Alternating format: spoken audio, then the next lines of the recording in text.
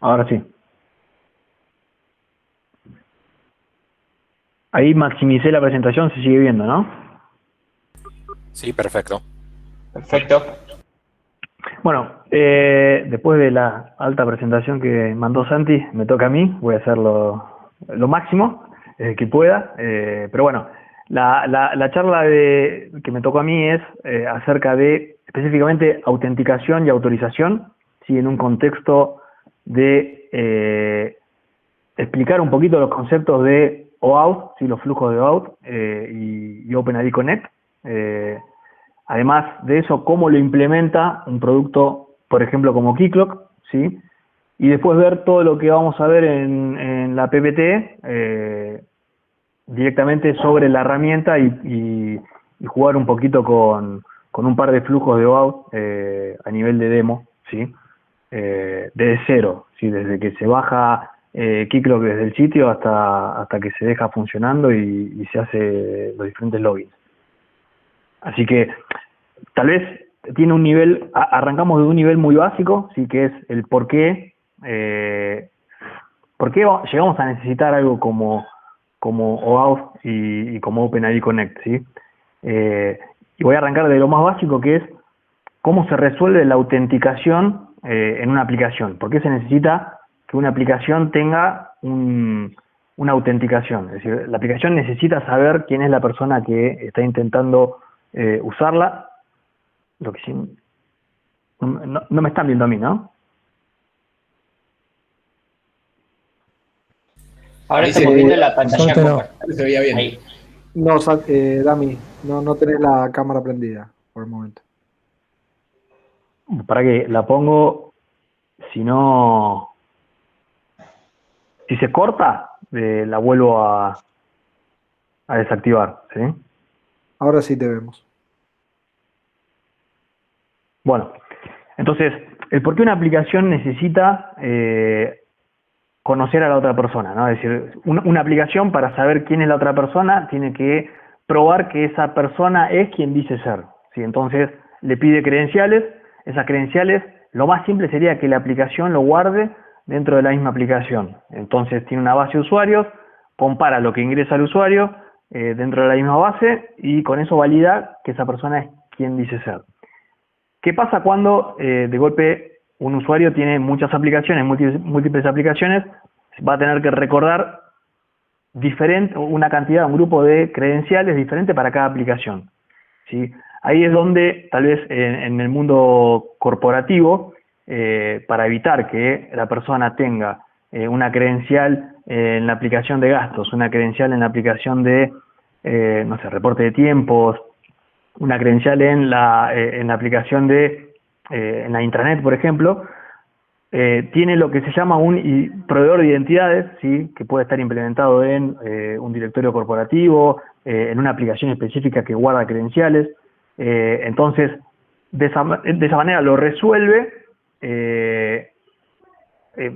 lo resuelve guardando las credenciales de manera centralizada. Entonces, cada aplicación lo que hacía era configurar un adaptador para que a través de alguno de los protocolos estándares consulte y valide las credenciales. Pero cada aplicación generalmente tenía el formulario de login dentro de la misma aplicación, ¿sí?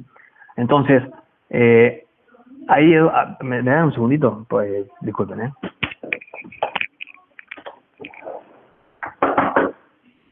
Dale, Lucho, contate un chiste ahora mientras tanto, así Bueno, estamos entretenidos. arranco Disculpen. con uno de... Ah, no, ya está, ya volvió. Listo, listo.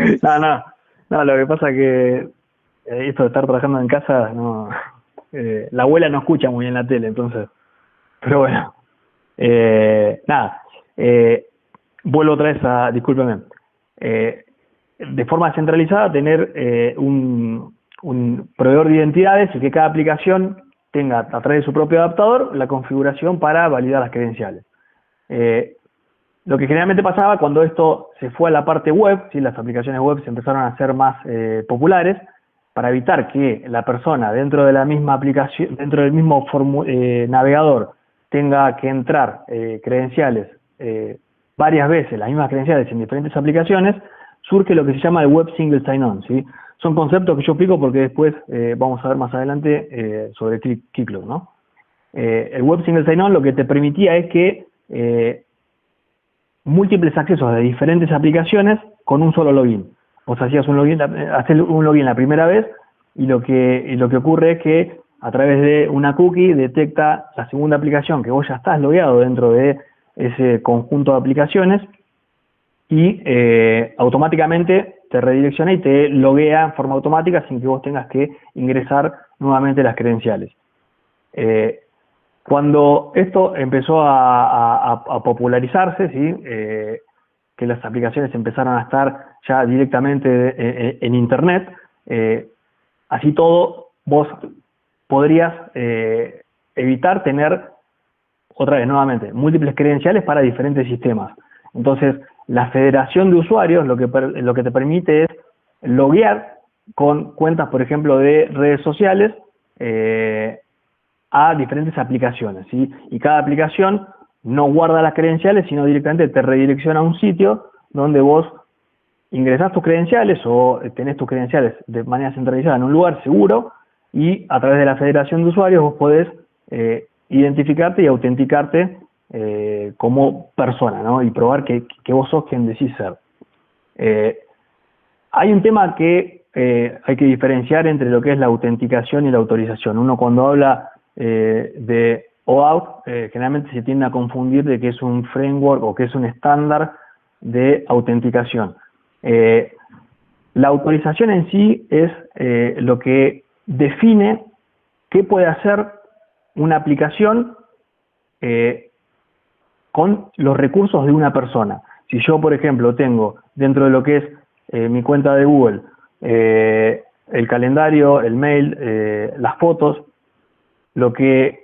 si yo quiero permitirle a una aplicación externa de terceros que acceda a mis fotos, por ejemplo, porque es una aplicación de retoque fotográfico, lo que me permite la autorización es decir, bueno, a tal aplicación yo la autorizo a que con mi cuenta o con mi identificación acceda a mis fotos y no a crear un mail, a que vea mis calendarios, ¿sí?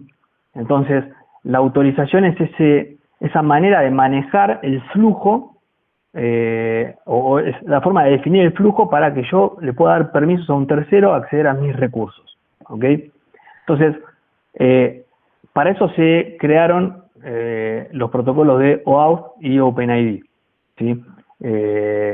Después acá también en la presentación nombro un poco lo que es el protocolo de SAML 2.0, que es otro protocolo que está más pensado para la parte tal vez más legada, ¿sí? Donde implementa lo mismo, autenticación y autorización en un solo protocolo con el protocolo XML, ¿ok? Por ahora nombré un par de lo que aparece, nombres de lo que aparecen acá en esta slide, que es el dueño de un recurso, que es la aplicación que está tratando de acceder a esos recursos, ¿sí? Dentro de lo que es el estándar de OAuth, ¿sí? Define en forma base, ¿sí? La definición del protocolo abstracto es esta, es el dueño del recurso, que es la persona que, por ejemplo, tiene las fotos en Google Fotos, la aplicación tercera que quiere acceder a estos recursos, que es el cliente, ¿sí?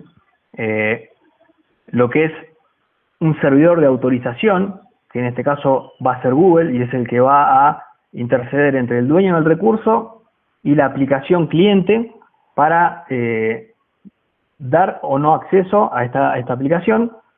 Y después, en sí, el dueño el servidor que guarda los recursos, que va a pedir alguna credencial o algún ticket para poder acceder a esos recursos, ¿sí? Ese ticket es el Access Token, ¿sí? Es un JWT, un token en sí. Yo acá voy a pasar a mechar un poquito entre el navegador y la misma presentación para ir explicando algunos temitas. Para explicar lo que es un Access Token, si el Access Token se define a través de un JWT, ¿sí? Un JSON Web Token. ¿Qué es un JSON Web Token? Es básicamente un string encodeado, ¿sí? Que está separado en 3 partes, lo que es un header, un payload y una firma, ¿sí? El header va a definir posiblemente de qué manera está realizada o con qué algoritmo y de qué tipo es el token que estamos hablando, y con qué se firmó, con qué algoritmo se firmó la firma, ¿no? El payload es el que va a contener la data del token, donde va a estar, por ejemplo, en este caso, la data del permiso que estoy dándole a la aplicación, ¿sí? Al cliente, a la aplicación cliente. Va a tener los datos de a quién está representando esa aplicación, por ejemplo. ¿Cuándo fue generado ese token? ¿A quién representa? El nombre, datos así como usuario. ¿Sí? Después vemos que en OpenID va a estar bien definido cada uno de los campos. Y la firma es una manera de asegurarme de que nadie modificó esta data, ¿sí? Donde va a tener el header encodiado en base 64, sumado a el payload encodiado en base 64, y todo eso va a estar encriptado con una llave privada que va a ser la que, esa encriptación la va a hacer el Authorization Server, y va a proveer ese token a seguramente el cliente, y el cliente, o ahora vamos a ver en los flujos, va a haber distintas formas, con ese token va a ir a pedir el recurso que quiere acceder, ¿sí? Entonces, ¿cómo se obtiene ese token? Bueno, hay diferentes flujos y que estos están definidos por el estándar de OAuth. El estándar de OAuth está definido en esta URL que está acá.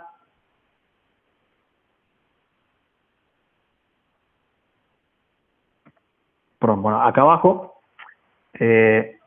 Acá. Y pueden entrar, es un documento bastante extenso. Ahora en un ratito vamos a ver porque está linkeado con lo que hablamos de OpenID.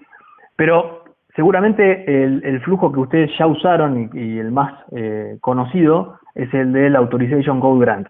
Tal vez ustedes lo usaron como usuarios, pero esto es lo que pasa por atrás, ¿sí? ¿Cuál es la interacción entre lo que es ustedes como Resource Owners, entre lo que es el servidor de autorizaciones y entre lo que es la aplicación del cliente? Todo inicia cuando el cliente le pide al User Agent, que vendría a ser o la aplicación móvil o el navegador web, le pide al usuario que se identifique, ¿no? Y que le dé los permisos. Esto redirecciona a el lugar donde el usuario se va a identificar, que va a ser el Authorization Server, por ejemplo, Google, ¿sí? Y en el cual le envía cierta data como el identificador de el cliente que quiere acceder a esos recursos, y después una URL, una URI, para entender a dónde lo tiene que redireccionar posterior a que el usuario le dé los permisos. Esos permisos son, se les llama el consentimiento, consent, ¿no? Donde va a decir, solo le doy acceso a mis fotos, por ejemplo, en el caso del ejemplo de Google Fotos. Entonces el usuario acá se autentica y el Authorization Server le devuelve un código de autorización, que no es el Access Token, ¿sí? En este tipo de flujo de grant, no es el Access Token, sino le da el Authorization Code. Ese Authorization Code es el que, cuando se reenvía a la aplicación cliente, que es una aplicación de confianza con el Authorization Server, le envía ese código para obtener lo que es el Access Token. Cuando le envía ese código, generalmente va de alguna manera también identificándose como aplicación cliente. Aparte de el código de autorización, le agrega lo que es el Client ID y el Client Secret, que es uno por cada aplicación cliente, ¿sí? Acá este flujo está pensado específicamente para aplicaciones de confianza, aplicaciones seguras, se le dice, ¿no? Más adelante vamos a ver que hay diferentes tipos de clients, lo que son los clients confidenciales y los clients públicos. Los clients públicos son los que no pueden guardar un secret, ¿sí? Que no pueden guardar una contraseña. ¿Por qué? Porque si ese client es un browser, el client en sí, no el user agent, ahí no puedes poner vos, no puedes guardar una contraseña, porque obviamente ya enseguida se hace de público acceso. Entonces, un browser, por ejemplo, una SPA, es un cliente público, y un cliente confidencial es un servidor, un application server, un BFF, algo que está dentro de un esquema controlado y que puede guardar un client ID y un client secret, ¿ok? Entonces, el authorization code, este tipo de flujo se hace cuando existe una interacción con el usuario, con el dueño del recurso, cuando está ahí el dueño intentando o dándole permisos, delegándole a este cliente cierta autorización, y cuando el cliente es un cliente confidencial, ¿sí? Es alguien que pueda guardar un secret. Otro tipo de grant, no sé si se llega a ver acá, no puedo hacer zoom, no sé cómo hacerlo, pero bueno, créanme lo que le digo. Este tipo de diagrama, este tipo de flujo es, como le decía antes, cuando el cliente o el que va a acceder directamente al recurso protegido es un cliente público, ¿sí? Acá, como ven, está por un lado lo que es el dueño del recurso, por otro lado lo que es el cliente, pero el que accede al recurso, ¿sí? Que está en este Web Hosted Client Resource, es el browser, por ejemplo, que es el user agent. Entonces, para acceder a la autorización, este no va a poder guardar un client secret. Entonces acá cambia un poco, si bien sigue existiendo la parte de que la persona le da el acceso, le da la autorización. Acá la diferencia con el anterior va a ser que se le va a dar el access token directamente a el cliente público, ¿sí? Entonces este es el que va a después usarlo para acceder al recurso. La diferencia a nivel también de implementación es que generalmente el Authorization Server en este caso le va a devolver solo el Access Token, no le va a devolver el Authorization Code y no le va a devolver un Refresh Token, que más adelante vamos a ver qué es, que sirve para refrescar el Access Token y no tener que volver a pedirle al usuario que se vuelva a loguear o que le vuelva a dar permisos, ¿ok? Entonces, ahora más tarde voy a mostrar un flujo más o menos que resume el tipo de flujo a implementar según el requerimiento. Pero el implicit grant es para cuando el cliente es público, sea browser o sea algo donde no pueda guardar las credenciales y no va a tener refresh token, ¿sí? El otro flujo es el de client credentials. Este flujo es simple, ¿sí? Es entre el cliente y el authorization server, donde el cliente se autentica y el authorization server le devuelve el access token y el refresh token. En este caso se usa cuando no hay una persona del otro lado, cuando el que se quiere autenticar es directamente la aplicación, un servicio, ¿sí? Lo que te permite de esta forma es seguir usando un access token para acceder a los recursos, pero identificándose el cliente como mismo cliente y no como una persona, ¿sí? Acá, para este caso, es cuando no hay personas involucradas y cuando directamente el cliente le pasa las credenciales al Authorization Server y este le devuelve el Access Token, ¿sí? Y por último, de los cuatro principales de OAuth, el otro flujo es el de Resource Owner Password, donde este es el que tal vez el menos recomendado, es el que se usa generalmente para una transición de implementación de OAuth OpenID Connect, donde acá el dueño del recurso, como ven, le pasa las credenciales directamente al cliente, ¿sí? Acá, cuando empecé a hablar, dije de que el usuario se identificaba en cada aplicación con un usuario y contraseña, por ejemplo, en cada aplicación, y este atrás lo validaba con una Active Directory, con el LDAP o lo que sea. Bueno, acá en realidad esto es bastante similar, ¿sí? El cliente es el que le pasa al Authorization Server las credenciales del usuario, ¿sí? A diferencia del anterior, acá las credenciales son las del usuario y no las del mismo cliente. Y obtiene un Access Token y opcionalmente un Refresh Token, para que con ese access token poder ir al servidor de recursos y poder acceder al recurso que estaba planificado. La diferencia OpenID Connect, ¿por qué nace? Como vimos o como arranqué diciendo en la primera slide, OAuth no es un framework de autenticación, ¿sí? Es un framework de autorización. Si vamos a la especificación de OAuth, que era el link ese que estaba antes, acá especifica literalmente que la autenticación de los dueños de los recursos, ¿sí?, está fuera de alcance de la especificación, ¿sí? Solo define cuál va a ser esa interacción para que el usuario pueda delegar los permisos dentro de a las aplicaciones clientes, pero no dice cómo se tiene que identificar, cómo tiene que autenticar. Para eso es que OpenID Connect se basa en OAuth, ¿sí? Incluye todos los flujos estos que estuvimos viendo de OAuth y además le agrega cierta definición e implementación de cómo se tiene que autenticar, las diferentes formas de autenticar de los resource owners, ¿no?, y de los clientes. Entonces, además de un access token y un refresh token, lo que le agrega es un ID token, ¿sí?, que puede llegar a ser usado para a un endpoint directamente de información de usuario poder ir a buscar la info de ese usuario, ¿sí?, con detalles de a qué sector, para qué sector trabaja, no sé, foto, teléfono, mail, etcétera. Hasta acá, ¿alguna duda referente a flujos de autenticación? El próximo paso que vamos a ver es directamente esto mismo dentro de la implementación de Keycloak.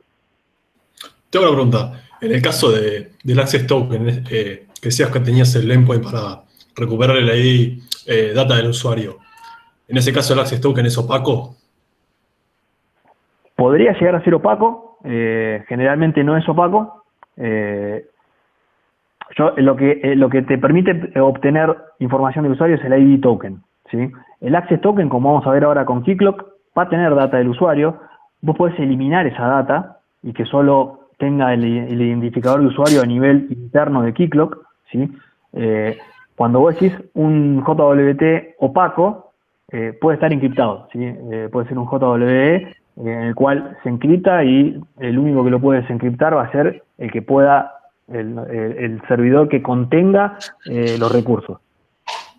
Claro, porque viste que en el primer flujo vos mostrabas que directamente para obtener ese Access Token ibas directamente contra el servidor de autorización y ese era el que te lo daba. Entonces, si vos quisieses agregar alguna data extra ahí en el cliente, que podría ser un cliente, viste, protegido, ¿cómo podrías hacer? Porque ya no podrías alterar ese token firmado por el servidor de autorización. Es que en realidad en este flujo, en el primero, el cliente va a pedir acceso a la Authorization Server para después acceder a el servidor que contiene los recursos. Ese permiso es el que el usuario le va a terminar dando el OK. Ese permiso va a estar identificado en un campo que se llama Scope, donde ahí define específicamente el poder que tiene el cliente para consumir los recursos de la persona, ¿sí? Si ahí adentro del scope está la data del usuario, puede acceder directamente con el ID token o con el mismo access token a un endpoint que le dé la data del usuario. Ahora en Keycloak vamos a ver que hay un endpoint específico de data de usuario. Listo.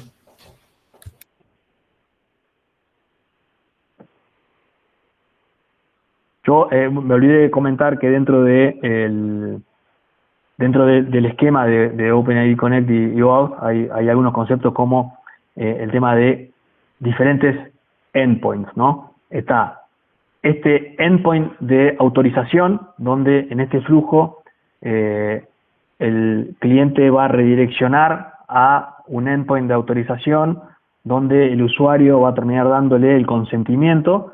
También hay un endpoint para obtener el token, ¿sí? ese es el endpoint de barra token sería, que con el authorization code, con ese barra token obtiene el access token y el refresh token. Repasamos el tema de los tipos de clientes, ¿sí? Confidencial o no confidencial, y me parece que no me quedó otro tema así básico. Pero bueno, ya hablando directamente de Keycloak, podemos directamente acá, yo entré a la página de Keycloak y la voy a usar para comentar un poquito cuál es, qué features o qué funcionalidades tiene Keycloak. Como en realidad la categoría del producto es un Identity and Access Manager, ¿sí? En el cual implementa, como dice acá, los protocolos de OpenID Connect OAuth 2.0 y SAML 2.0. Además de eso, tiene la capacidad de ser un single sign-on, que fue una de las cosas que comentamos al principio, ¿sí?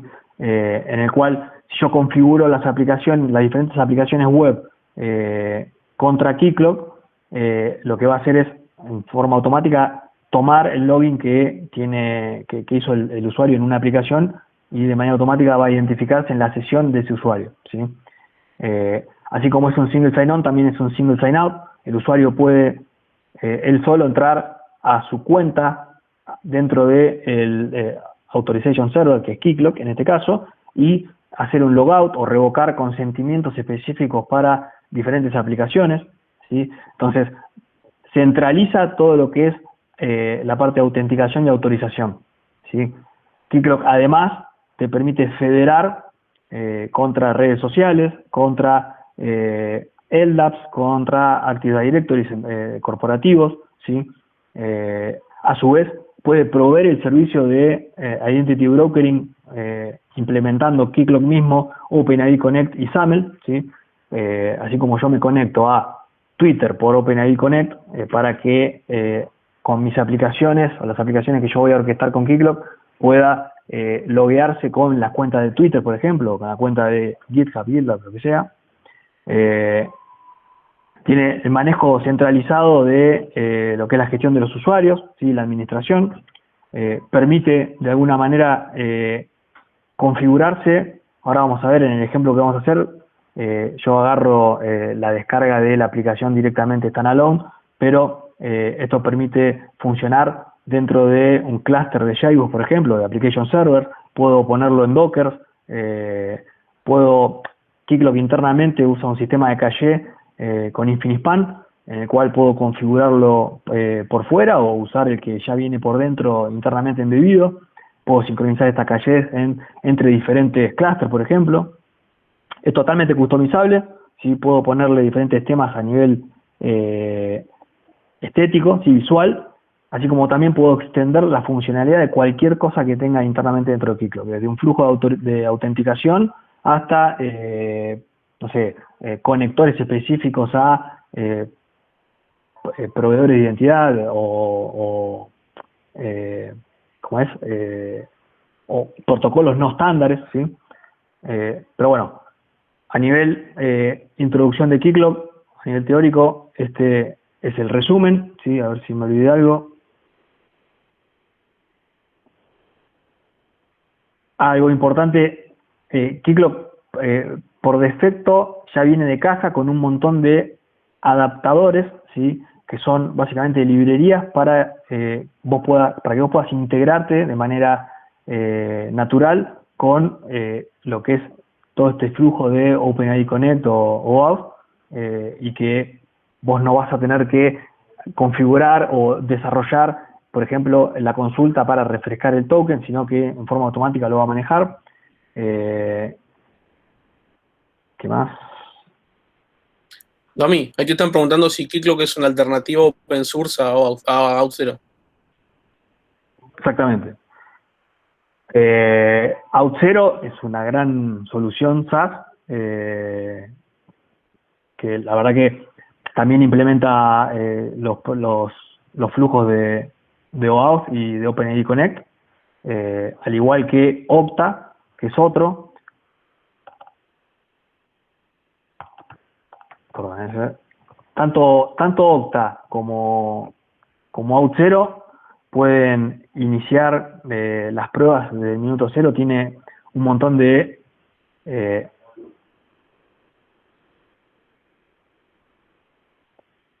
por ejemplo, el plan libre tiene 7.000 usuarios activos por mes, ¿sí? Eso es, para empezar a jugar está buenísimo. La idea también de ahora lo que voy a mostrar con Keycloak es que puedan bajarlo y probar cualquiera de estos flujos de manera simple, ¿sí? Okta también permite, creo que son 5.000 usuarios activos por mes o algo por el estilo. Tanto Auth0 como Okta son soluciones muy buenas y que si están dentro de una compañía, y en las compañías generalmente le dan mucha importancia a los reportes de Forrester y a los reportes de cualquiera de estos que analizan soluciones, Okta y Auth0 están ahí arriba, las dos. Keycloak lo que tiene es que se instala on-premise, ¿sí? Y que tiene el respaldo atrás de Keycloak de Red Hat, ¿sí? Entonces, si vos estás implementando una arquitectura de microservicios con OpenShift, va de la mano con Keycloak, ¿no? Pero bueno, cualquiera de las tres que puedan probar son soluciones muy buenas. Mismo también Microsoft Azure tiene su propio el Azure AD, por ejemplo. Puedes implementar cualquiera de estos flujos que estamos viendo ahora.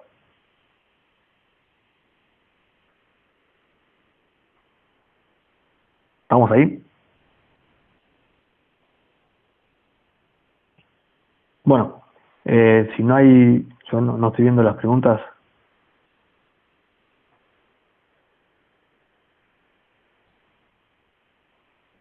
Perfecto.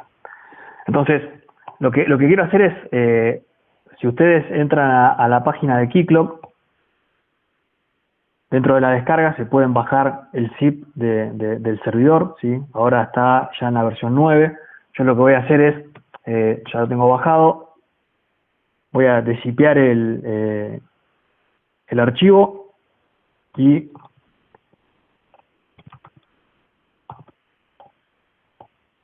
dentro de la carpeta, acá van a ver que, bueno, ya de movida tiene un archivo que se llama JBoss Modules, ¿sí? Como les dije, Keycloak es una aplicación Java, ¿sí? Que pueden instalarla en cualquier servidor de aplicaciones de Java.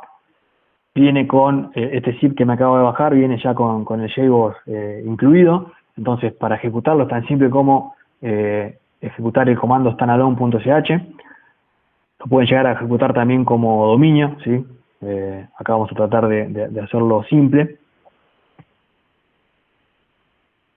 Esto va a tardar un ratito nada más en iniciarlo y va a publicar varios endpoints con diferentes puertos. El de la consola, si yo no le especifiqué recién en la línea de comandos de inicio, como no le especifiqué ningún puerto, por defecto es en el 8080. Otro link muy interesante mientras que termino de iniciarse es la página de documentación de Keycloak. Si ahí tienen desde cómo hacer todo esto que estamos viendo de manera simple y bien documentada. Bueno, acá terminó de iniciar, ¿sí? Como vimos está en el localhost 8080.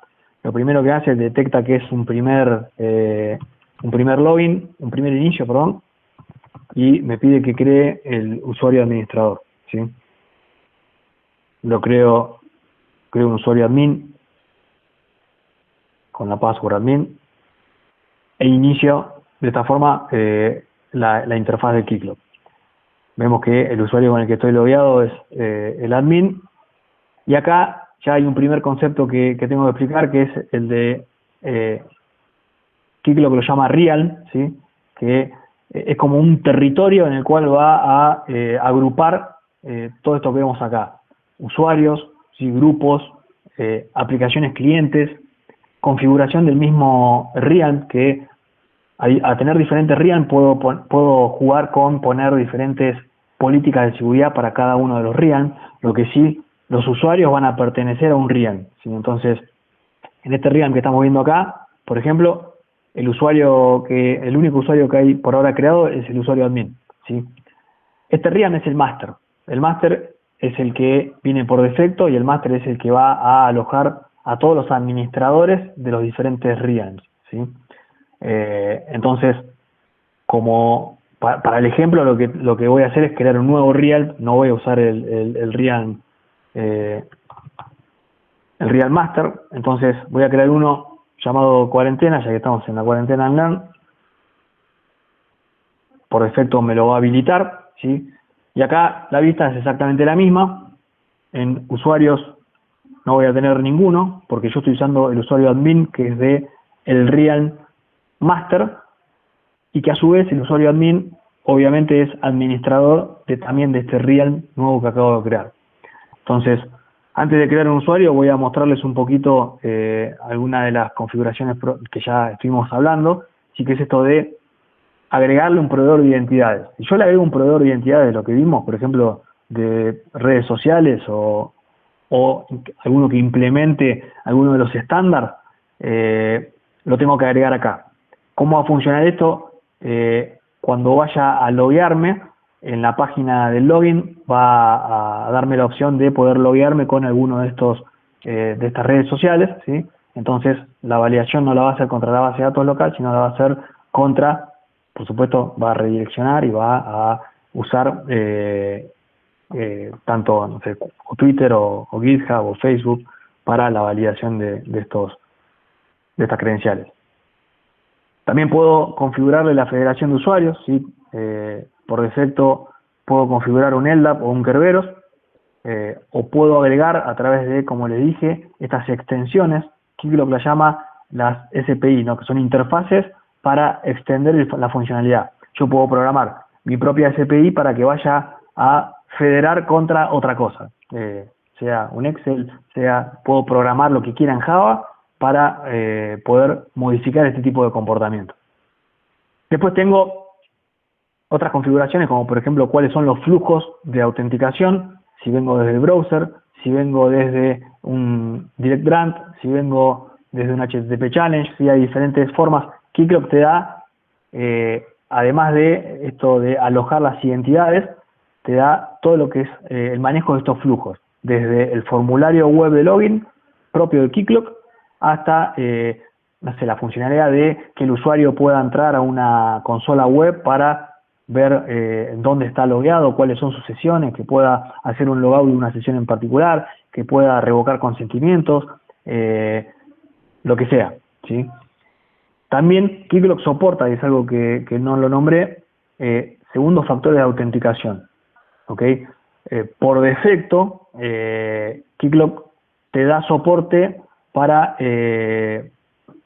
ahora no recuerdo el nombre, uno es el de Google OTP, ¿sí? Que es la aplicación que vos te puedes instalar de Google para que te genere en forma automática el one-time password, para que además de la contraseña te pida otra validación más que se va cambiando cada 30 segundos.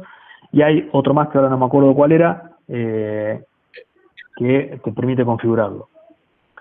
¿Hay alguien que está preguntando algo? No, digo que el otro, si mal no recuerdo, era FreeOTP. Yo personalmente he usado Auti, que es otro, y anda también. Perfecto, sí. Y si no, se configura, como te digo, un SPI básico que te permite conectar con cualquiera de los OTP, ¿no? Si buscas, hay plugins en la comunidad. Esto, al ser open source, tiene plugins por todos lados, SPI ya desarrolladas por todos lados. Para activar una SPI es, a nivel Java, implementás una interfase o dos interfaces, dependiendo de el comportamiento que quieras modificar. Creas un jar con esas clases implementadas y la copias en el hot deploy. Ya con eso, ya enseguida te agrega, depende de la funcionalidad, a veces lo vas a tener que reiniciar el Keycloak, pero ya con eso te agrega automáticamente el comportamiento que vos quieras. Dami, Entonces, agrego Sí, señor. uno más, que es el que estuvimos viendo el otro día, Privacy Idea, Sí, el OTP, que bueno, parece también tiene su adaptador ya, el SPI ya está implementado y demás. exactamente. Bueno, entonces, sí. Viste, la autorización esa con servicios federados. Siempre partís de que tenés una misma ventana de login, o sea, uniforme para todas las aplicaciones. si vos lo tenés, si vos las credenciales las tenés vos dentro de Keycloak, ¿sí? Si las credenciales son las de Twitter, si las credenciales son las de Facebook, obviamente te redirecciona a través de los flujos estos que vimos antes. Keycloak mismo lo implementa para que vos puedas loguearte con las credenciales de Twitter, Facebook. Es una muy mala práctica esto que vimos de pedirle las credenciales y vos validarlas o impersonar al usuario contra otro proveedor de identidades. Lo que tiene que pasar es que levanta una ventana. De una ventana de login te patea otra, la de login. Por ejemplo, la de Google. Y vos desde Es que el es backend... Es así, si vos te entras, por ejemplo, a Auth0, que estuvimos viendo recién, vos te podés loguear con tu cuenta creo que de Twitter, por ejemplo, y vos tenés usuario y contraseña dentro de un campo, un formulario, y abajo tenés loguearte con tus redes sociales. Entonces vos ahí apretás la de Twitter, por ejemplo, y te va a redireccionar para que, si vos no estás logueado en Twitter, tenés que poner la contraseña de Twitter. Si vos ya estás logueado en Twitter o en Google, por ejemplo, no te va a pedir la credencial de Google. ¿Por qué? Porque va a tomar que vos ya estás logueado y lo que va a hacer es darte la ventana de consentimiento para que vos le des permisos a la aplicación tal a acceder a tu mail, por ejemplo. Como mínimo en un login te va a pedir acceso al mail. O sea, en realidad lo que te hace es te da ese código que vos después desde el cliente privado o confidencial le dice el access token. ¿Así sería? El access token vos se lo vas... Ahí estamos hablando como varios niveles de delegación, ¿no? Claro, vos, una doble delegación, ¿no? Claro, lo que pasa es que acá vos vas a usar a Keycloak para que te orqueste con este tercero que es Twitter y vas a evitar que la aplicación implemente el flujo de delegación con Twitter, por ejemplo. Entonces, O sea, ¿quién maneja, digamos, en la vida del token y el refresh? En ese caso. ¿A Twitter o Keycloak? Keycloak. Keycloak, que lo hace. Está bien. Twitter va a ser al momento de hacer el login, ¿sí? Al momento de hacer el login, Twitter va a ser el que reciba las credenciales y el que le va a dar el OK a Keycloak diciéndole, este tipo es quien dice ser. Está bien. A partir de ahí todo queda agregado para Keycloak, justamente. Exactamente. Sí. Exactamente. Gracias. Bueno. Entonces, tenemos lo que es el RIAN de recién creado, sin ningún usuario, sin ningún client de los que vamos a crear. Ya viene por defecto con varios clients. Ahora les voy a mostrar uno, por ejemplo. Voy a crear un usuario simple, uno que creo siempre con la misma data. Voy a poner que el usuario ya está habilitado, ¿sí? Fíjense que todavía no lo creo, no tiene ID. Voy a poner que el email ya está verificado. Keycloak le puede enviar una validación de mail si vos tenés configurado un SMTP dentro del servidor, en el cual le va a mandar un link de confirmación de que esa cuenta de mail es la de la persona. Entonces le doy Save y al hacerle Save me aparece la ventana de credenciales, en el cual yo se las voy a setear para el usuario. Esto en la práctica es o le exijo a través de las acciones por defecto que setee la contraseña, ¿sí? O directamente lo importo de algún lado o directamente le permito al usuario que pueda registrarse. En el RIAN vos podés configurar que por defecto pueda tomar nuevos usuarios a través de la registración o de un formulario de registración, ¿sí? Entonces, vengo acá a la parte de credenciales, le voy a setear una credencial simple, le digo que no es temporal, que así no me le exige cambiarla. Si yo le digo acá que es temporal, me exige poner una nueva cuando me loguee. Entonces, seteo la contraseña y lo que voy a hacer es, para probar esta contraseña, tengo varias opciones. Para probar la contraseña, no, para probar el usuario, puedo directamente impersonarlo, ¿sí? Siendo administrador de RIAN, puedo impersonar al usuario, o puedo venir a un cliente que define que el usuario pueda manejar su cuenta. Si se fijan, el path es dentro del RIAN cuarentena, el /account, ¿sí? Si yo abro esto, lo abro con una ventana de incógnito para que no me tome, ¿sí?, la cookie del usuario administrador que está acá. Entonces, en esta nueva ventana yo me logueo con el usuario 14 y le doy un login. De forma automática me aparece la interfaz para que el usuario pueda manejar su propia cuenta, ¿sí? Desde cambiar su contraseña, no sé, agregar autenticadores, que era lo que estábamos hablando antes, FreeOTP, Rodríguez, bien, o Google Authenticator. El tipo acá va a poder desde su autenticador darse de alta al OTP, va a poder ver las sesiones que tiene activas. Si ven acá, hay una sesión activa que es esta misma que está acá, ¿sí? Si yo desde el admin vengo a ver las sesiones que están activas, veo que la sesión de usuario está acá y la puedo, si yo quisiera, hacerle un logout. Si le hago el logout desde acá, obviamente acá ya esta sesión no va a funcionar más, ¿sí? Y me aparece el login de el Rian. El login de Rian, esto se puede customizar, como le dije, con diferentes templates, ¿sí? Esto es HTML en sí, puedo cambiarle lo que quiera, pero como mínimo, por supuesto, va a tener su username, password y el login. Entonces, esta misma ventana va a ser la que me va a mostrar cuando yo haga el flujo de Authentication Code, ¿sí? Authorization Code, perdón, en la aplicación de ejemplo que vamos a ver. Entonces, bueno, creado el usuario, voy a crear un cliente. Lo primero que voy a probar es un simple login, ¿sí? Y obtención de un access token y un refresh token a través de directamente el flujo de el de resource owner, ¿sí? Donde voy a dar de alta un client con un ID. Yo voy a usar Postman como cliente, ¿sí? Entonces voy a crear un cliente con ID Postman. Para acá definirle que el flujo estándar no me interesa. El flujo estándar es el de, si ven acá la ayuda, el del Authorization Code, ¿sí? El que sí me interesa es el de Direct Access Grant, que es el flujo de Resource Owner Password Credential Grant. Ahí lo define la misma ayuda.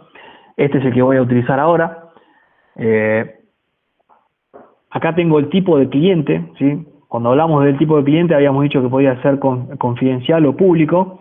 También agrega uno Keycloak que es bidder, ¿sí? Que pueda usar ese cliente con un token dentro de el header de autorización, ¿sí?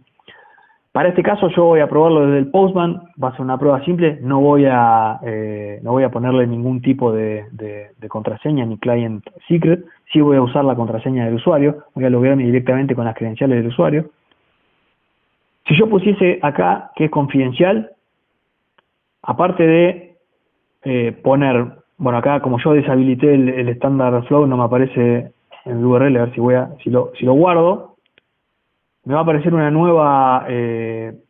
nuevo tab que se llama Credentials, ¿sí? Este tab tiene el secret, que es la password con la cual se va a autenticar un cliente, y el client ID, que es este que yo definí acá, ¿ok? Yo acá le voy a poner que es del tipo público, así lo hacemos más rápido. Santi, ¿hasta qué hora le puedo poner? Perdón, estaba muteado. Hasta y media está agendada. Ok, listo. Tranquilo. Yo voy a crear en Postman, para el que no lo conocía, es básicamente un cliente para servicios REST, ¿sí? Que me permite generar nuevas solicitudes, ¿sí? Entonces acá le voy a poner la solicitud de get token dentro de la collection de cuarentena.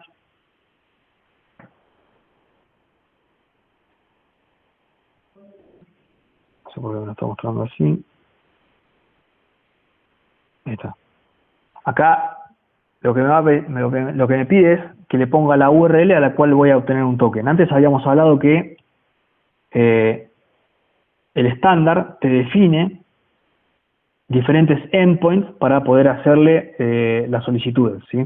Entonces, si yo vengo acá a la configuración del Rian, vamos a ver que en la parte de endpoints tengo dos definiciones, la de OpenID y la de SAML. Yo abro la de OpenID, lo que va a hacer es abrir una nueva ventana con un JSON con la diferente data de cada uno de los endpoints, ¿sí? Tengo el authorization endpoint, tengo el token endpoint, y este es el que voy a usar. El token endpoint para obtener el token, ¿sí?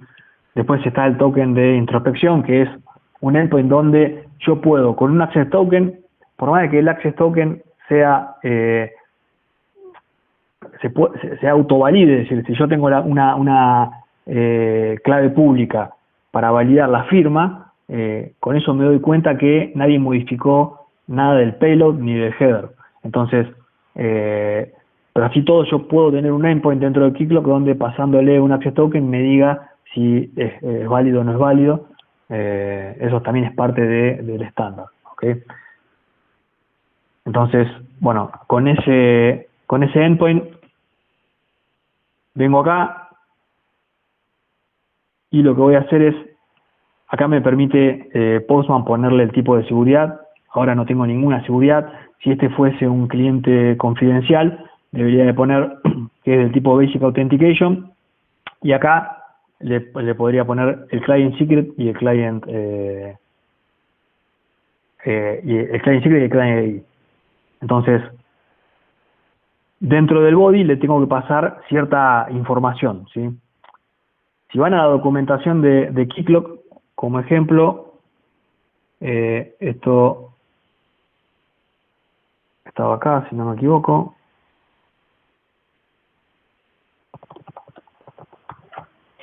Por ejemplo, bueno, acá este es un ejemplo de un curl con un cliente confidencial, ¿sí? Pasándole como data un client ID y un client secret.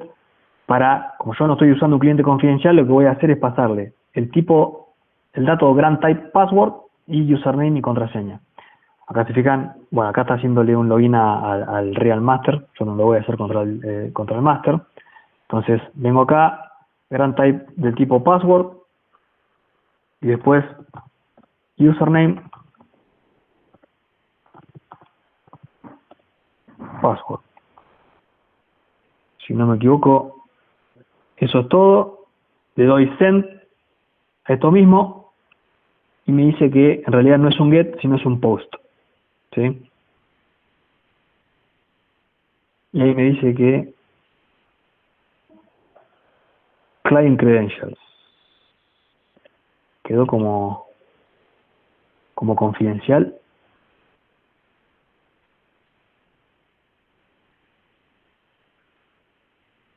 El tipo public.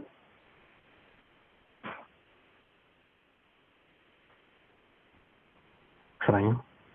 Perdón, me faltó decirle que estoy usando el client ID Postman, ¿sí? Si no, no sabe qué usuario, qué cliente o qué aplicación está autenticando.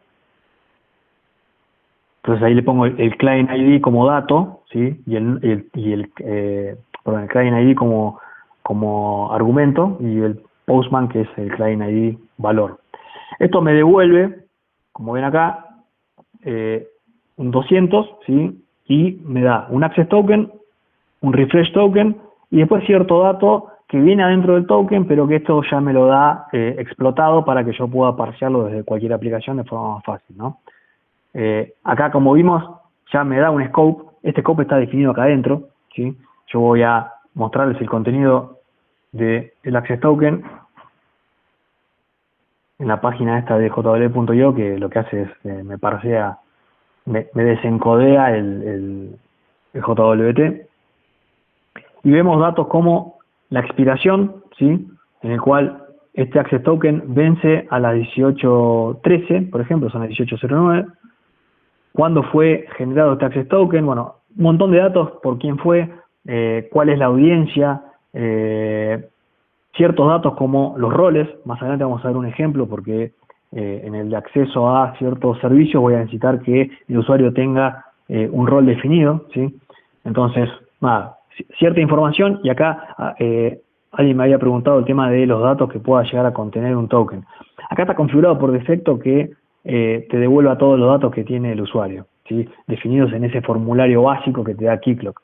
Esto lo puedo sacar, por supuesto. Puedo decirle que no me incluya por defecto esta data porque podría llegar a ser información personal que no quiero que, en el caso de que yo esté implementando el que va directo al browser, no quiero que ese dato se guarde o que alguien pueda acceder a información personal del usuario, ¿sí?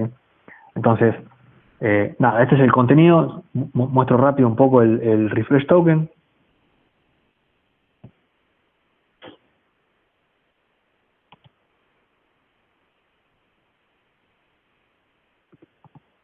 El refresh token, por supuesto, es mucho más chico, pero lo que tiene es que expira más tarde, ¿sí? Fíjate que el refresh ahora va a vencer a las 18:38. Todos estos datos de lo que estamos hablando se pueden cambiar dentro del mismo Realm, ¿sí? Se puede hacer que el Access Token sea de menos tiempo, de más tiempo, que el Refresh Token dure más. Eso va a depender específicamente del tipo de aplicación y el tipo de seguridad que queramos implementar. Ahora, en el ejemplo con un servicio vamos a ver que, como es autocontenido de JWT, la idea es que en una arquitectura, por ejemplo, de microservicios, donde hay muchos componentes que seguramente van a requerir que esté acompañado de un bidder que identifique a la persona que está consumiéndolo. Si en una arquitectura de microservicios podemos ver que puede haber muchos microservicios orquestados. Bueno, la idea es que cada uno de los microservicios no tenga que validar contra un servidor central si es válido ese Access Token. Entonces, en forma autocontenida, valida que está en tiempo, que es un token que está activo y que nadie lo modificó. Si nadie modificó la data que está dentro. Entonces, en forma totalmente desconectada, vos podés validar que un token es válido, ¿sí? Eso es por la firma que tiene el token. Entonces, si se hace un Access Token de tiempo extenso, ¿sí? Hay posibilidades que el usuario se haya bloqueado, lo hayan bloqueado a propósito, y que ese Access Token siga vivo y que con ese Access Token vos puedas seguir operando a nombre del usuario, ¿sí? Entonces, ahí hay un tema de un trade-off entre la cantidad de veces que un client adapter refresca el token a que el Access Token siga vivo sin refrescarlo y que pueda tener este riesgo de seguridad, ¿no? Entonces, algo que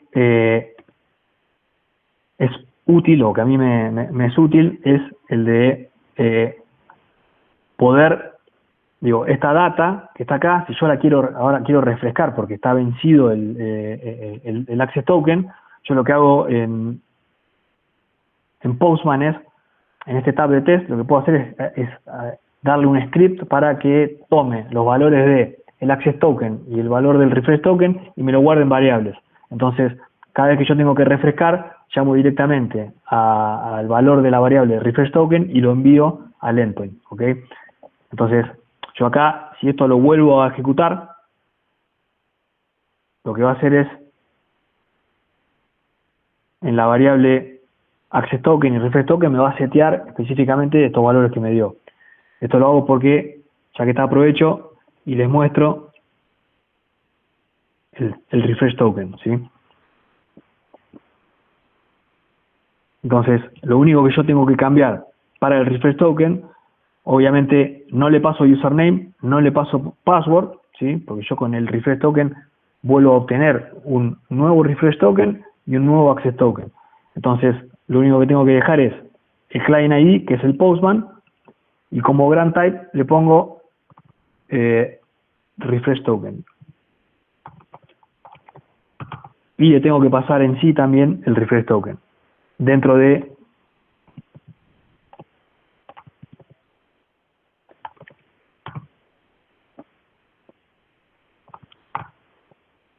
Refresh Token.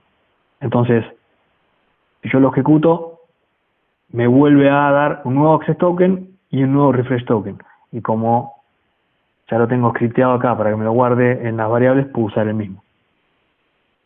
Esto que acabamos de hacer, ¿sí? Entra dentro de el flujo de, perdón, si ya se lo muestro acá, el de Resource Owner Power Credential Grant, que es directamente usando las credenciales del usuario dentro de la aplicación, que en este caso el Client Application es algo llamado Postman, ¿sí? Entonces, esto mismo lo puedo usar desde curl, ¿sí? Con el mismo Client ID o agregar uno nuevo, y lo podría llegar a securizar cambiándole el access type. Esto es bastante simple y era solo para graficar este tipo de grant. Lo que me gustaría mostrar ahora rápido, en los 15 minutos que nos quedan, son dos tipos de securización, ¿sí? Primero, si buscan Keycloak Quickstart, sí, es un proyecto que está dentro de GitHub, que es de Keycloak, ¿sí? Y que tiene un montón de ejemplos para lo que sea, desde login para mobile, login para lo que es la plataforma de Kubernetes, Angular. Bueno, yo específicamente voy a usar como ejemplo una aplicación que se llama Service Spring Boot REST, ¿sí? Que es un servicio REST que va a estar securizado y que yo voy a poder acceder nuevamente con Postman. Y después me gustaría mostrar el de una aplicación web, ¿sí? Que se llama App Spring Boot, ¿ok? Si yo entro, para hacerlo rápido, a este Service Spring Boot REST, lo que va a hacer es específicamente decirte qué es lo que tienes que hacer dentro de Keycloak, ¿sí? Te va a decir que vas a tener que crear un client que se llame Service Spring Boot, ¿sí?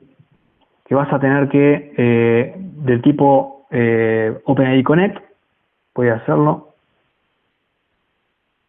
Dentro de este mismo realm de cuarentena, voy a crear un nuevo client que se llame Service Spring Boot, del protocolo OpenID Connect, y me fijo que sea público, y voy a deshabilitarle el Standard Flow. En el próximo de la aplicación web, el Standard Flow va a estar habilitado. El Standard Flow es el de la Authorization Code, ¿sí? Acá lo defino porque si lo habilito tengo que ponerle la redirección de la URI, ¿sí? Entonces lo saco. Y yo ya tengo bajado,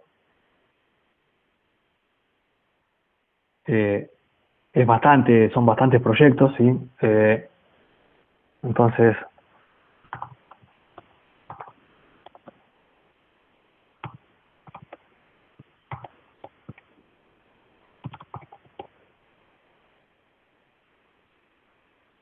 si vemos este proyecto, lo que voy a tener que hacer, según la documentación, es, además de crear el cliente, lo que tengo que hacer es, para el que no usó alguna vez Spring Boot te permite de forma muy simple, ¿sí? Si vemos rápido, repasamos un poco el código, me permite definir ciertos recursos con solo algunas annotations, ¿sí? Acá el controller, si nos fijamos, le pongo que mapee con a un get, ¿sí? El barra product y otro con barra public. El barra public va a ser el que no me va a pedir ninguna credencial, ¿sí? Y el barra product va a ser el que va a tener definido una seguridad. Esa seguridad se define gracias a Keycloak de manera simple. Se puede definir tanto a nivel annotations en el mismo código, o en este caso en el application.properties, y esto dije gracias a Keycloak, no, gracias a Spring Boot, ¿sí? En el cual tengo definido cuál es el nombre del realm. Yo acá, como se fijan, esta es la parte modificada. Si se bajan esto, ustedes lo van a tener que modificar según el nombre del realm que le hayan puesto. Y también lo que se modifica acá es la URL del server, ¿ok? Entonces, ya con esto solo, en forma automática, lo que va a hacer es, al barra products, le va a exigir seguridad, ¿sí? Esa seguridad va a ir acompañada en la solicitud por el header authorization, y como valor va a tener que tener el bidder y el access token, ¿ok? Entonces, nada, acá lo que voy a hacer es iniciar la aplicación, ¿sí?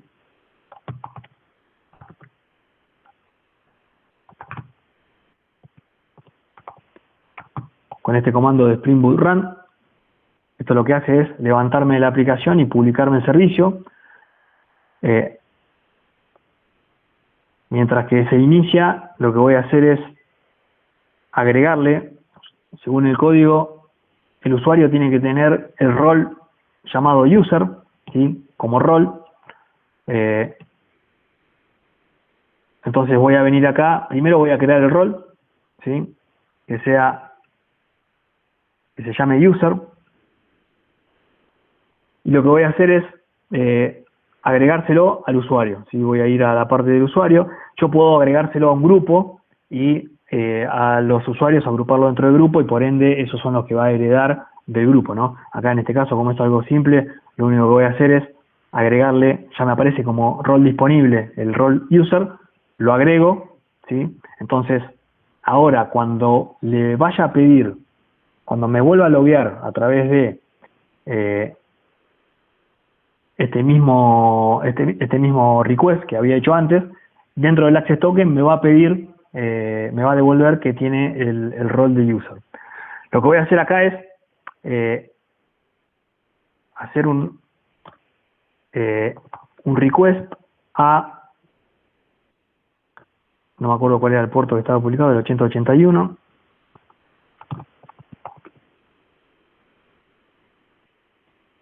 Si no me equivoco era public. Si yo le hago solo esto ahora, este request, como es público, me tiene que devolver el mensaje que ya está expuesto, ¿no? Si le hago acá una solicitud a products, me debería devolver 401, que es no autorizado, ¿ok? Lo que está esperando es que yo acá le pase un bidder token con el access token, ¿sí? Si le paso lo más probable es que me lo rebote porque ya venció el access token, ¿sí? Me sigue dando unauthorized. Entonces lo que hago es, voy a ver si el refresh todavía no venció.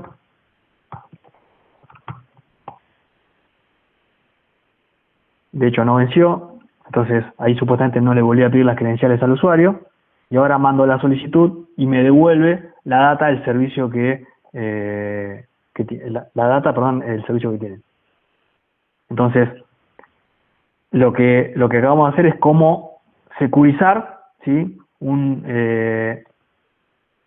servicio REST básico a través de el flujo de OAuth, y a través del login de OpenID Connect poder loguearme y enviarle eso como bidder token, ¿sí?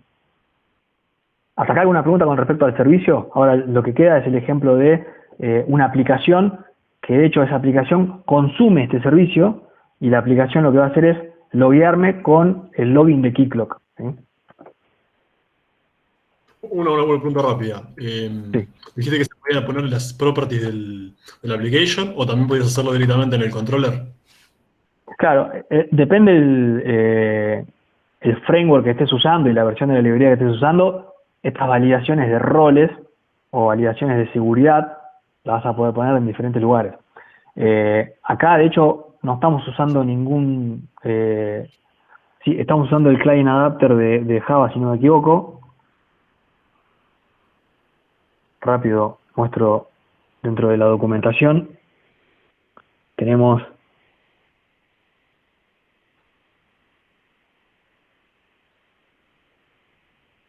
Dentro de la documentación en OpenID Connect, si se fijan para Java, por ejemplo, hay un montón de client adapters que te permiten esto, es configurar cierta data a través de, por ejemplo, en este caso, la application properties, donde yo solo le pongo esa información y ya automáticamente me hace la validación. Ahora, después vos podés hacer tu propia implementación siquiera.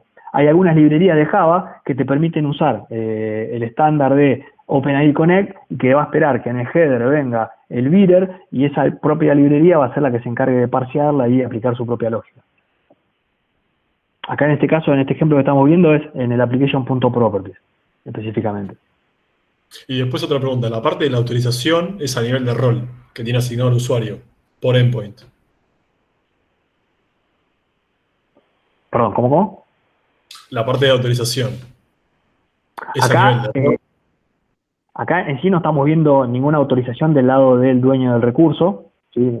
Para diferenciarlo con lo que estuvimos viendo antes de autorización. Acá lo que estamos haciendo es hacerle una validación de seguridad para que en cierto path haga una validación que el usuario tenga el rol X. Esa validación es funcional y va dentro de la aplicación. ¿Sí? ¿No? Es decir, el usuario ya va a tener asignado ese rol a nivel de, si es un Active Directory, seguramente al grupo que pertenezca, a la gerencia que pertenezca, va a ser un dato más que tenga el usuario.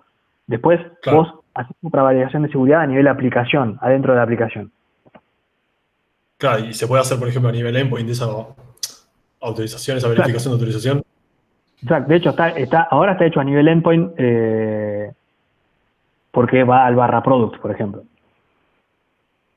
Claro, está bien. O sea, claro, pero que tenga ese rol de usuario, por ejemplo, se le podría, o podría poner otro rol que tenga ahí también para ese mismo /products. Sí. Sí, acá el rol usuario se le podría haber puesto otra cosa, ¿no? Me parece que el ejemplo que ya te viene con Keycloak te dice el rol usuario, pero en realidad acá puede ser rol de, no sé, administrador, puede ser vendedor, ¿sí? Está bien. Gracias. Y eso tiene que machar con el que vos selecciones, no de nada. Algo que les quería mostrar rápido también es el tema de mientras que el Access Token viva, que yo puedo seguir consultándole al servicio sin que pase nada. Por la duda voy a refrescar porque el Access Token no es probable que haya vencido. Yo lo que voy a hacer es estopear el Keycloak, ¿sí? Y con el Access Token seteado en la variable, le voy a pegar nuevamente al servicio y va a seguir ejecutándose, ¿sí? Diferente es así yo estopeo la aplicación de Spring Boot, inicio la aplicación de Spring Boot, ya de movida me va a tirar que no se va a poder conectar a Keycloak para obtener, creo que ahora no me la tira, sino cuando lo ejecuto. Cuando yo voy cuando hago ese primer request, esta librería lo que hace es, le pregunta a Keycloak, según lo que yo tenga configurado dentro de estas variables, va al endpoint de autorización y le dice, decime cuál es tu clave pública, que es pública, y esa clave pública la guarda internamente y ante la próxima solicitud lo que va a hacer es validar la validez de ese token, ¿sí? Si yo ahora, que tengo estopeado el Keycloak, le hago una consulta, va a tirar un error 500, ¿sí? Internal Server Error. ¿Por qué? Porque internamente intentó conectarse con Keycloak para ubicar esa llave pública, ¿sí? Entonces, obviamente, como no está ejecutándose, no va a servir para nada, porque no puede validar el token, digo, ¿no? Es decir, no lo puede dejar inseguro, me va a tirar un error. Entonces, ahora espero que termine de iniciarse Keycloak, lo vuelvo a ejecutar y ahí va a hacerle la pregunta, lo quiero mostrar acá.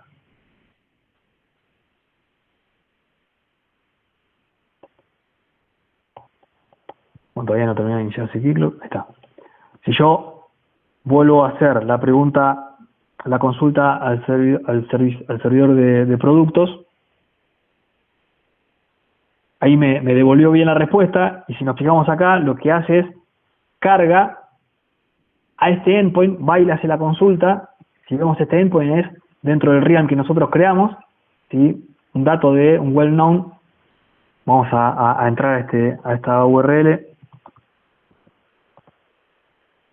y vemos que acá está que tiene un montón de datos y en el cual en algún punto bueno, por acá estaba el endpoint donde va a preguntarle, donde tiene el dato en sí de la clave pública. Pero bueno, no quiero perder mucho más tiempo porque ya son casi media y quería el último ejemplo mostrarlo. No voy a estopear el servicio de productos y voy a entrar al app de Spring Boot Lo voy a mostrar rápido. Si se fijan, es algo similar, en el cual tiene un landing, ¿sí? Una página de landing. Voy a la parte del controller. Tiene un landing donde te va a mostrar un link a productos, ¿sí? Es muy simple, muy simple. Ese link a productos es el que está protegido. Entonces, como tiene configurado en el Application Properties, si se fijan acá, lo que está marcado azul es lo que yo tuve que modificar respecto a lo que está en el GitHub, en el cual cambian el puerto porque yo lo cambié. Le va a ir a redireccionarme a Keycloak y va a darme el login, ¿sí? Y a través del login después me va a mostrar el landing de productos, ¿sí? Que utiliza Spring MVC, ¿sí? Donde a través de un pseudo markup language te va a graficar algo muy básico sin ningún diseño. Entonces, después también tiene un logout, ¿sí? Para poder desloguearme y cambiar de usuario. Algo muy simple. Lo voy a mostrar rápido.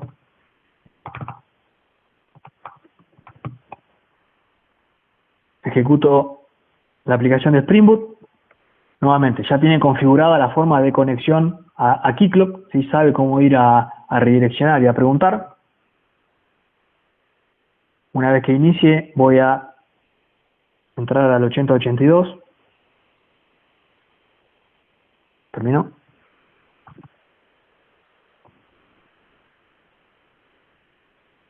Acá ven que, por las dudas, voy a entrar a una página incógnito. Ven que tiene link de productos. Le doy clic a productos y esto me tiene que redireccionar a Keycloak. Me olvidé de dar de alta el cliente. El cliente, para darse de alta, lo hago rápido. Voy a ver la data que le tengo que poner, pero es tan fácil como voy a la parte de client,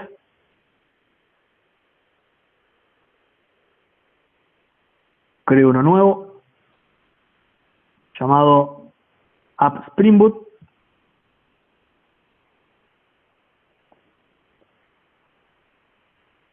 Y en el cual tengo que ponerle acá sí le habilito el standard flow, ¿sí? Le tengo que poner una URL válida que va a ser, si no me equivoco, es la de 8082.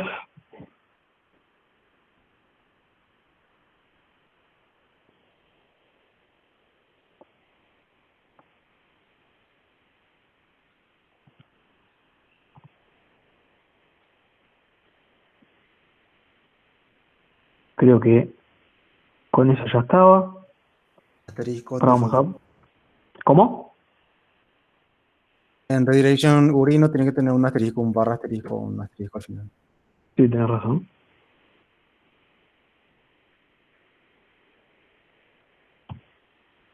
Y creo que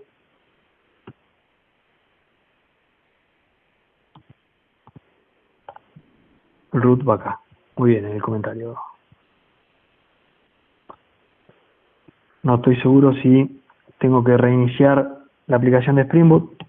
Vamos a probar. Ahí va. Me redireccionó, ¿sí? Entré al 8082 a Product, me redireccionó al 8080, que es Keycloak en sí, que es el dueño de las credenciales. Me voy a loguear con el usuario 14. El usuario 14 tiene el rol de para hacer la consulta a Products, ¿sí? Entonces puede hacerle sin ningún problema la consulta a Products y me lo lista, ¿sí? Le puedo hacer el logout y nuevamente me va a pedir, si intento loguearme con un usuario que no lo tenga, directamente no me va a dejar, ¿sí? Si tuviese otro que no sea admin. Acá estoy hablando de login a la aplicación, ¿ok? Acá me da algún dato en particular del usuario solo para demostrar que recibió información del usuario con el token. Lo que hizo ahí fue el authorization code. Me gustaría solo mostrarles esto. Cuando hace la redirección a la página de Keycloak, le da que el tipo de response type es de tipo code, ¿sí? Authorization code, que el client ID es específicamente App Spring Boot, cuál es el redirect URI y, bueno, otra data más, este state, que es una validación interna para saber que nadie interceptó la solicitud y que el scope es OpenID. Solo un comentario más antes de cerrar, que es dentro de la especificación de OAuth está el offline access, ¿sí? Que es una forma de pedir un token de la misma manera que pedimos un token común, ¿sí? Voy a duplicar. Acá lo que hago es pedir un offline token y el único cambio que tengo que hacer es que el grant type sigue siendo password, pero acá en scope tengo que ponerle que es offline access, ¿sí? ¿Qué va a hacer esto? Esto me va a devolver un access token y un refresh token. El access token es exactamente igual que lo que vimos antes, no lo voy a mostrar, pero sí quiero mostrar el refresh token. El refresh token no va a tener expiración, ¿sí? Entonces, si se fijan, sí tiene la fecha en que se generó, pero no tiene una fecha de expiración. Y que es del tipo offline, ¿sí? Donde el scope es offline access, aparte de profile y de email. El de profile y de email son scope que ya vienen por defecto en OpenID Connect, ¿sí? Yo con este offline token lo que puedo hacer es, como aplicación, guardarlo y cuando yo necesite usarlo, no tengo que pedirle al usuario que se vuelva a loguear utilizando el formulario que sea, ¿sí? De Twitter o el de Keycloak. Entonces, con este refresh token que no vence, yo puedo obtener un nuevo access token y utilizarlo de manera totalmente batch, por así decirlo, o asincrónica para con el usuario, donde el usuario no tiene que estar presente y yo puedo seguir utilizando obteniendo access token sin la presencia de la persona. Esto se suele usar para lo que son procesos offline o situaciones donde la persona no está. Si vamos a ver dentro de la vista del usuario, me va a aparecer que tengo ese consent de offline token dado al cliente Postman, ¿sí? En cualquier momento, el usuario, desde su cuenta, desde la vista que vimos antes, va a poder revocar este consentimiento y por ende ese refresh token ya deja de servir, ¿sí? Entonces, nada, es algo que forma parte del estándar y que es una opción cuando la flexibilidad de el caso funcional te lo pueda dar, ¿no? Cuanto más seguridad requieras, más corto va a ser el valor del access token y más corto va a ser el valor del refresh token y más cortas van a ser las sesiones que tenga el usuario seguramente con la interfaz gráfica, interfaz web o lo que sea. Bueno, tengo una pregunta. ¿Podrías usar el offline token, por ejemplo, para evitar logueos en aplicaciones móviles? ¿O sería una mala práctica hacer eso? Dependiendo de qué tipo de aplicación. Si es una especie de Facebook, por ejemplo, no hay ningún problema. Si es una aplicación financiera, lo más probable que sí. Yo igual creo que de a poco va cambiando la seguridad y creo que ante ciertas operaciones de riesgo vos podés llegar a validarlo de otra forma. Entonces, vos podrías, no sé, la consulta de tu saldo la podés ver, la podrías llegar a ver sin problemas, siempre que la regulación te lo deje. Y ante alguna transacción pedir otro factor de autenticación diferente a el login, por ejemplo, o pedirle otra vez que se vuelva a loguear, por así decirlo. Entonces, claro, el offline se usa dependiendo de la aplicación. Claro, pero por ejemplo, en un caso así de una aplicación que no sea crítica, podrías tenerlo, y en el hipotético caso que lo tengas que desloguear al usuario, podrías directamente revocar ese token. Exactamente. Para que no pueda tener. Sería una alternativa esa. Listo, está bien, perfecto. Gracias. No, vos. Es buena pregunta. ¿Alguna otra pregunta? Me quedaron algunos temitas que quería comentar, pero tampoco quiero que se extienda mucho. ¿Te puedo hacer una pregunta? ¿Cómo integrarías si vos ya tenés una aplicación donde tenés tu lista de usuarios y los permisos y los roles que tiene para cada aplicación? En una base de datos, suponete.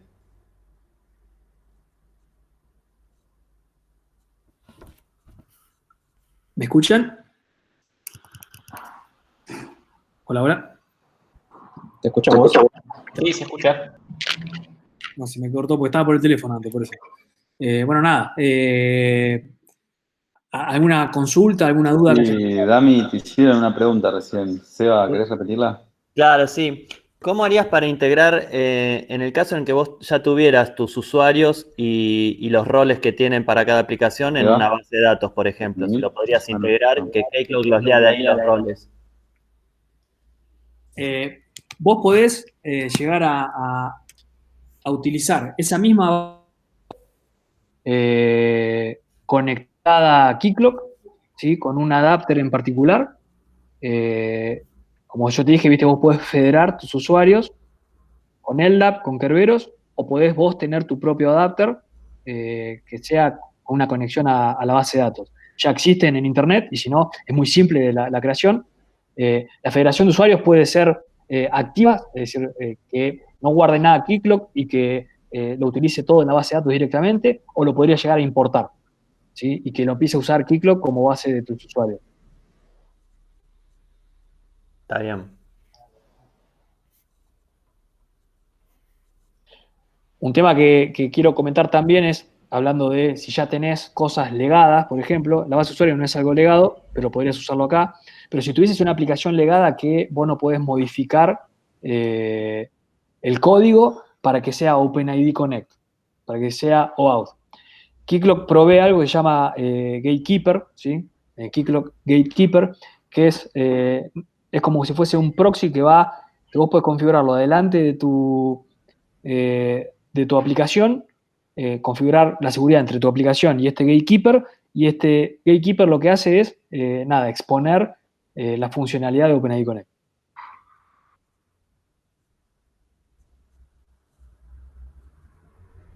Está bien. Está muy bien. Muchas gracias. No, de nada, a vos. Dami, hay un par de preguntas en el chat. A ver.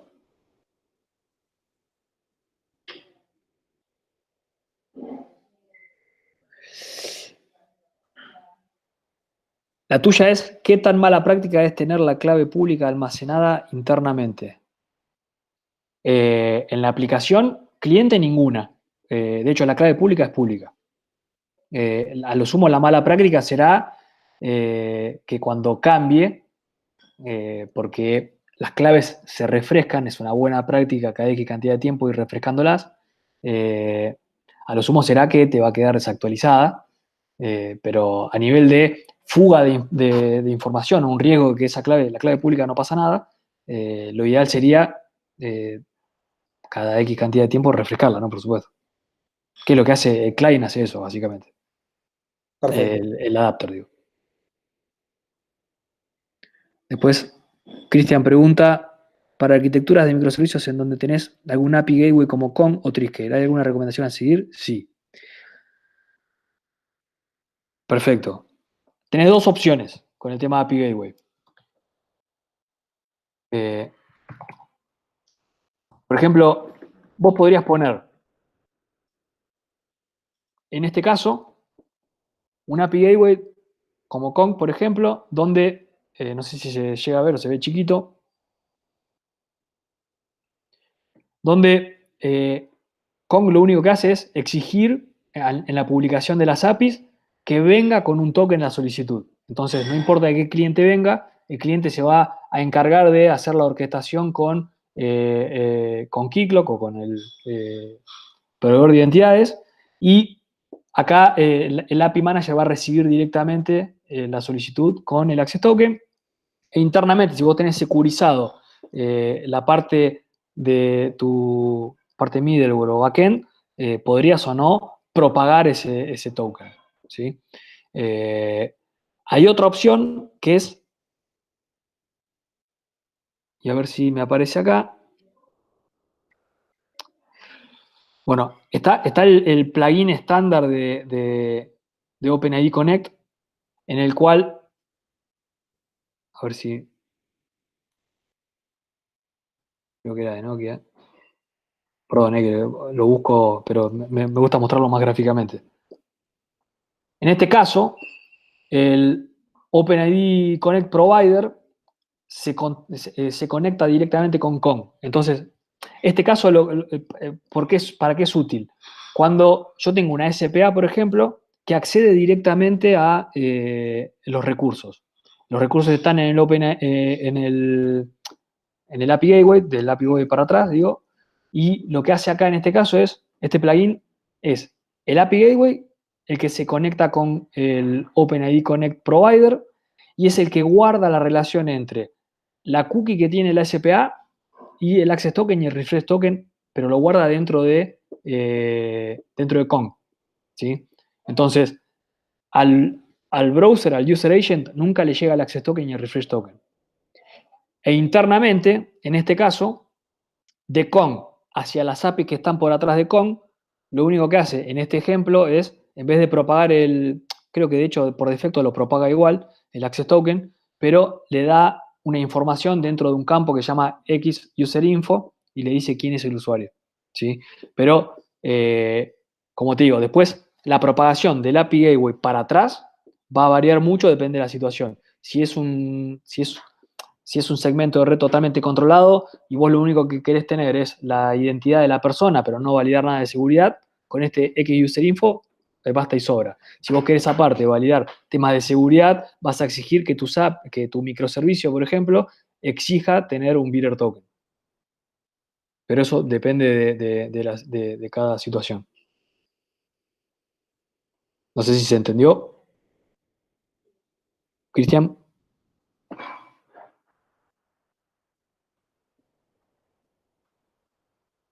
Después está también la seguridad dentro de tu arquitectura de servicio, ¿no? Perfecto. Gracias por preguntar. Bueno, creo que ya a mí se puede ir cerrando. No sé si alguna última pregunta que le quede a alguno de los chicos.